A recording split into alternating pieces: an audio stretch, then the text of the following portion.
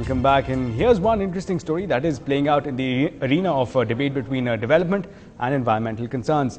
Now, many have come to the conclusion that development comes at a price, and the ambitious Chennai Metro Rail project stands testimony to that. As we eye faster, more efficient means of transportation, there is a good possibility that lush green patches, which serve as lungs of the city, could be wiped out. Now, our reporter Kuku Alex takes a look at the lush and fertile Vet Sciences University campus that might have to give way for a state-of-the-art metro rail station. Take a look.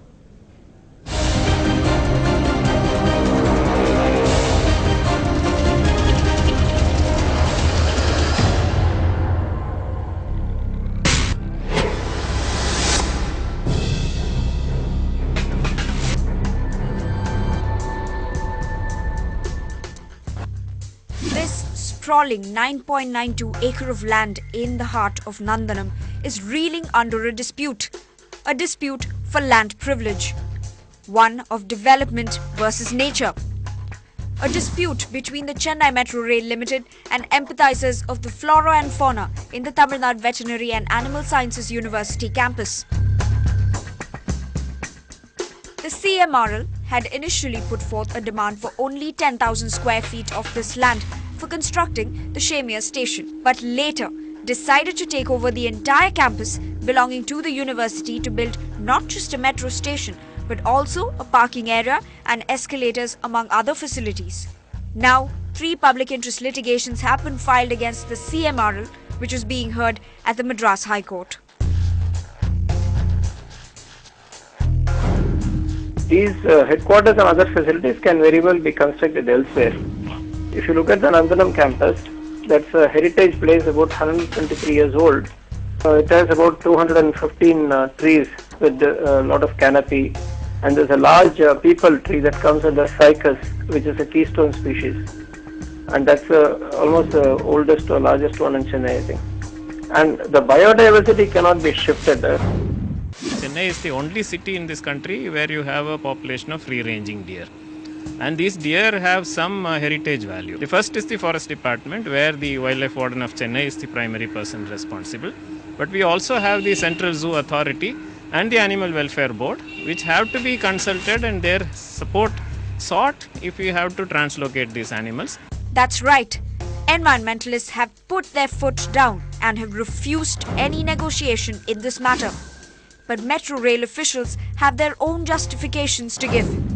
Planning to complete the entire project, phase 1 of the project by 2015. It's already decided which are the places that will have the offices, which are the places that will have the stations. Stations, yes, all that is already decided. Yes. In all, we are having about 34 stations. But we are having a station, metro station there, and the land is required only for the metro rail purposes. Would the full 10 acres be required for the metro? Yes, definitely. There we are planning for a traffic integration and parking and other traffic integration related facilities. So we are definitely requiring 10 acres. Clearly, there are arguments to be heard from both the Chennai Metro Rail as well as the Veterinary Sciences University. So perhaps it is welcome that the Madras High Court will decide on this dispute over land. The petitions come up for hearing on the 15th of this month. With camera persons Arun and Pradeep, Kuku Alex for NDTV Hindu. Well, shifting tracks, it's now time to get you all the action from the world of business.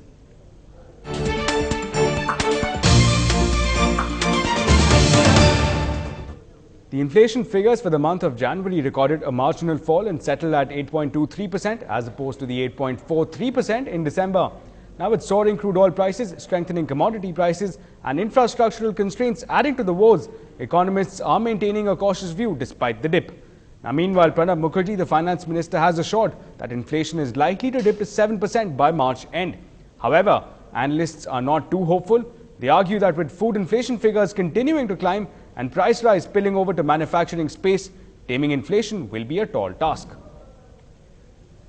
Well, in news now from the markets, after rising steadily and over a sustained period, and the BSE Sensex nearly touching an all-time high of over 21,000 in November, why exactly did the markets start falling, and that too rapidly? Well, stock market watchdog SEBI now suspects foul play in battering of the Sensex in the past few months. The Sensex has fallen by nearly 4,000 points or 17% since November of 2010. Now, according to reports, SEBI is probing at least 25 brokers, FIIs and mutual funds. Reports also say that at least 3 bear cartels are operating together to hammer down certain stocks. Now, SEBI on its part will be probing trading patterns of the affected stocks for the last 3 months. And well, in a refreshing break from the broad-based selling scene on Dalal Street, the markets snapped the losing streak on Friday and took that momentum forward today. The stocks were on fire, with investors looking at value buying. The Sensex shot up by as much as 473 points to close the day at 18,202. The Nifty, meanwhile, regained the 5,400 levels and closed at 5,456. Now, all the sectors were in green. Capital goods and FMCG stocks were again leading the gains, closely followed by financials and auto stocks. Metals and fertilizers as well were amongst the favorites today. But let's also get you a quick sense of how the gold and silver prices are doing today.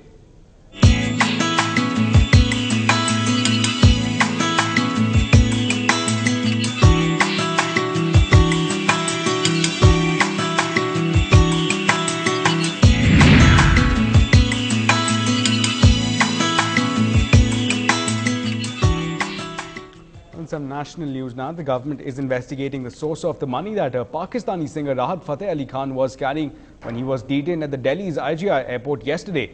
Now, Khan, the nephew of a legendary singer Nusrat Fateh Ali Khan, was held with undeclared currency worth $1,24,000 or over 60 lakh rupees. Now, Rahat and 2 others have been asked to appear before the Department of Revenue Intelligence on February 17th. They will be questioned, the singer, on where he got the money. Now, Pakistan has sought consular access to him. Pakistan has been in touch with the Indian High Commission in both Islamabad and in New Delhi, asking to be kept in the loop. Well, in other developments, it was a big relief for the Yediyurappa government in Karnataka. The High Court has upheld the suspension of 5 independent MLAs. Now, these MLAs, along with 11 BJP MLAs, had been suspended on October 5th last year, citing anti-defection laws for withdrawing their support to the Yediyurappa government. Well, this man can see no light but fights so others can. This brave warrior redefines optimism and determination. We get you this inspiring tale on the other side.